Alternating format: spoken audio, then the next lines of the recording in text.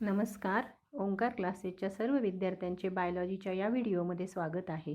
आपण health and disease नावाचा topic सुरू केलेला आहे. त्यामध्ये आता कॉमन ह्यूमन डिसीजेस आपल्याला पाहायचे आहेत.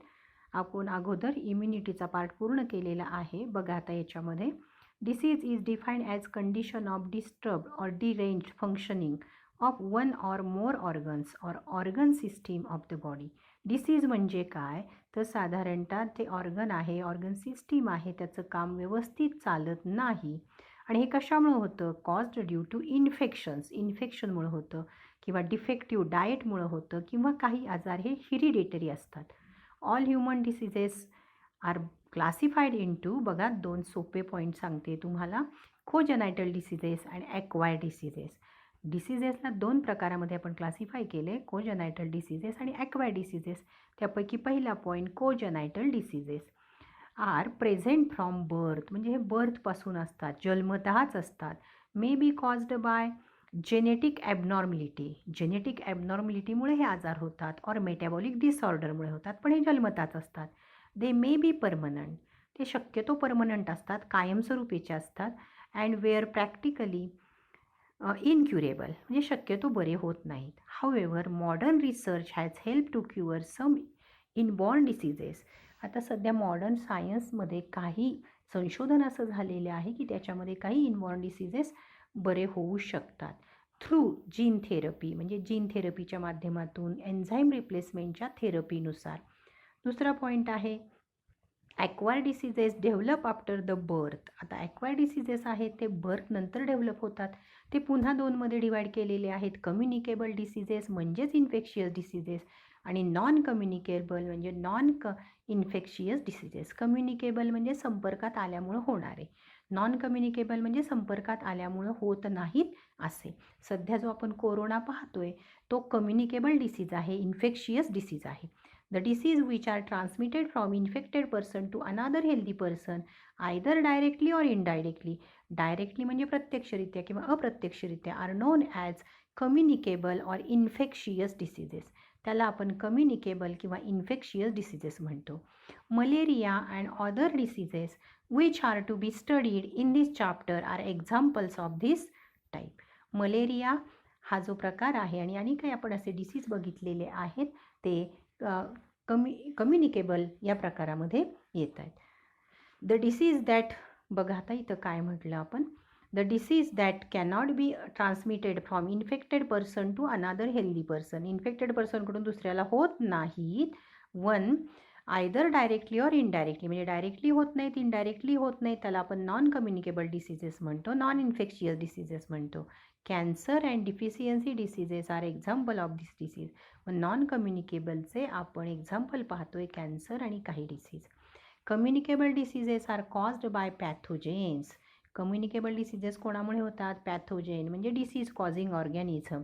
त्याच्यामध्ये viruses, bacteria, fungi, helminth, worms असे असू शकतात. All the disease causing organisms are pathogens. त्यांना काय म्हटलं आपण? पॅथोजेन्स म्हणतं. डिसीज निर्माण करणारे सगळे जे आहेत त्याला आपण पॅथोजेन्स म्हटलं.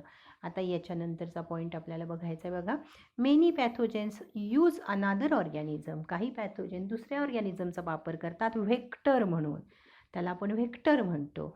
टू रीच अस, आपल्यापर्यंत पोहोचण्यासाठी. These vectors are actually parasite. हे व्हेक्टरसुद्धा पॅरासाईट आहेत. Which are regularly come across, की जे नेहमी आपल्या संपर्कात असतात. पॅरासाईट म्हणजे काय? Parasite is an organism that lives in or on the body of another organism and derives its nutrition from that of the host organism.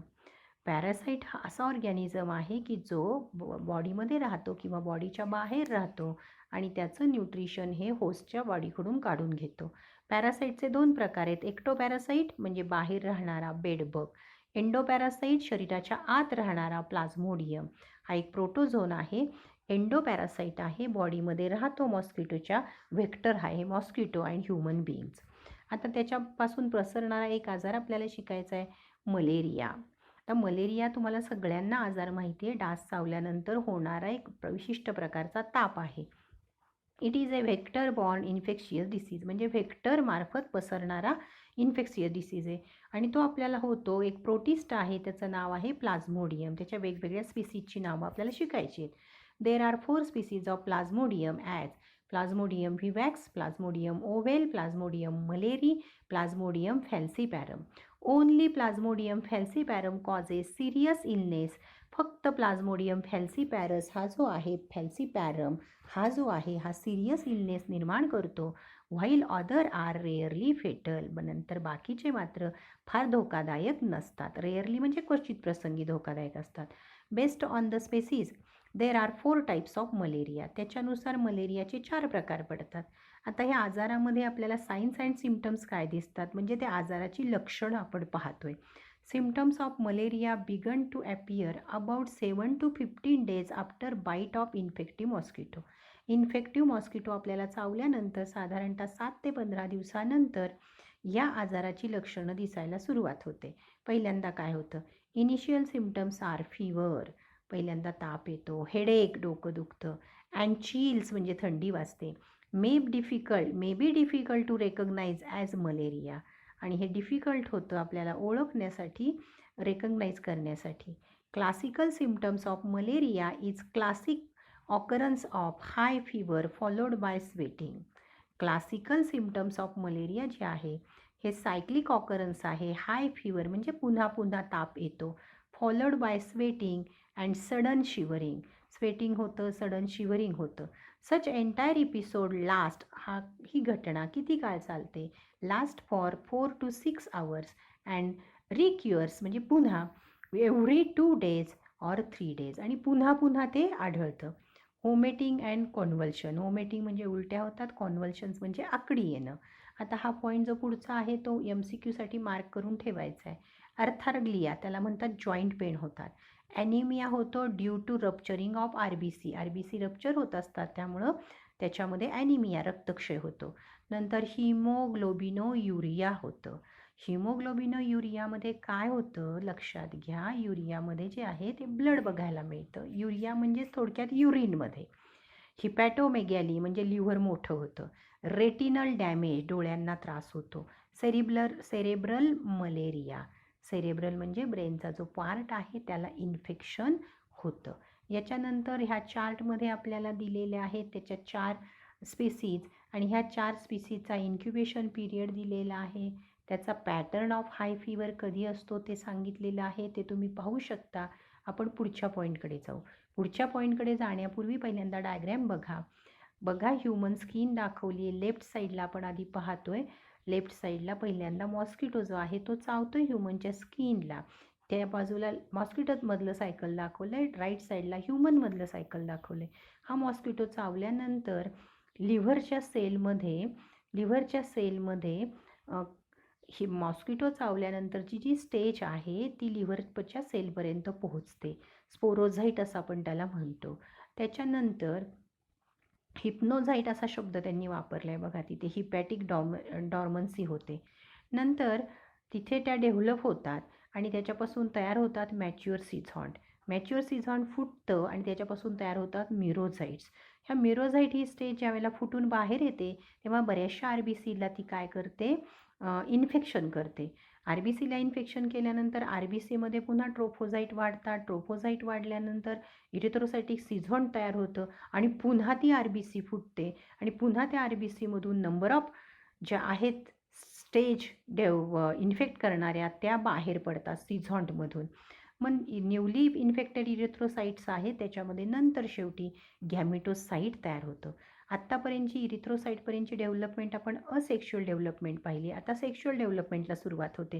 गॅमेटोसाईटच्या स्टेजला ज्यावेळेला पुन्हा मॉस्किटो त्या आजारी झालेल्या माणसाला चावतो तेव्हा ते गॅमेटोसाईट मॉस्किटोच्या बॉडीमध्ये जातात. मॉस्किटोच्या बॉडीमध्ये त्या गॅमेटोसाईटपासून 2 प्रकारचे गॅमेट्स तयार होतात, मेल गॅमेटोफाईट, फिमेल गॅमेटोफाईट. मेल गॅमेटोफाईट तयार करतो मायक्रोगॅमेट, फिमेल गॅमेटोफाईट तयार करतं मेगागॅमेट, आणि या दोघांचं फ्युजन होतं, झायगोट तयार होतो. नंतर मॉस्किटोच्या मिडगटमध्ये म्हणजे पचनसंस्थेमध्ये ती डेव्हलपमेंट होते, ऊसिस्ट तयार होतं, आणि ज्यावेळेला ऊसिस्ट ब्रस्ट होतं त्याच्यातून इन्फेक्शन करणाऱ्या स्पोरोझाईट्स जो मॉस्किटो आहे त्याच्या सलायव्हरी ग्लँडकडे मायग्रेट होतात आणि मग पुन्हा हा डास जेव्हा दुसऱ्या व्यक्तीला चावतो तेव्हा त्याच्या बॉडीमध्ये पुन्हा ह्या स्पोरोझायटिक स्टेज येतात. बघा आता हा point. Mode of transmission. Plasmodium is transmitted from one person to other through an insect vector female Anopheles mosquito. नुसतं मॉस्किटो नाही, फिमेल पाहिजे. अनाफिलस मॉस्किटोही नाही, female Anopheles mosquito. When infected female Anopheles sucks the human blood it may transfer sporozoite. Sporozoite ह्युमनच्या सर्क्युलेशनमध्ये येतात. Sporozoite reproduce मी मगाशीच तुम्हाला सांगितलं असेक्शुअली थ्रू फिशन. सिझोगॅगोनी म्हणतात त्याला. In liver cell or erythrocyte the cells formed are now called. म्हणजे त्याच्यानंतरची स्पोरोझाईट नंतरची स्टेज असते merozoite. The cells formed within erythrocyte function as gametocyte. पुन्हा ते गॅमिटोसाईट म्हणून काम करतात. त्याला गॅमोगोनी असं म्हटलंय. Beside it forms gametocyte within erythrocyte. Gamogony. Gametocyte if taken up by female Anopheles, fertilization occur in its gut. Diploid zygote is formed which transform into the oocyst. Oocyst forms large number of haploid sporozoite through meiosis. मग याच्यानंतर काय होतं, diploid zygote तयार होतो, त्याचे oocyst तयार होतात आणि oocyst मोठ्या प्रमाणात तयार झाल्यानंतर त्याच्यामध्ये हॅप्लॉइड स्पोरोझाईट तयार होतात मिओसिसच्या साह्यानं. Sporozoite migrate to salivary gland and are ready to infect new human. मग पुन्हा सलायव्हरी ग्लँडमध्ये गेले की दुसऱ्या ह्युमनला ते इन्फेक्शन मॉस्किटोमार्फत होऊ शकतं. डायग्नोसिस अँड ट्रीटमेंट बघूया. Malaria can be diagnosed by microscopic study of blood smear. म्हणजे आपण ब्लड स्मिअरचा अभ्यास करतो. Beside other rapid diagnostic test based on the nucleic acid amplification technique are also used. म्हणजे न्यूक्लिक ॲसिडचा अभ्यास करूनही आपण त्याला आजार झाला आहे का हे पाहू शकतो. Treatment of malaria include. आता इथं औषधाची नावं आहेत बघा. Artemisinin best combination therapies. WHO has recommended 5 different. काय नाव आहे बघा, artemisinins which includes various combinations of. आता औषधाची नावं बघा. Artesunate, sulfadoxine, मिथॅमाइन.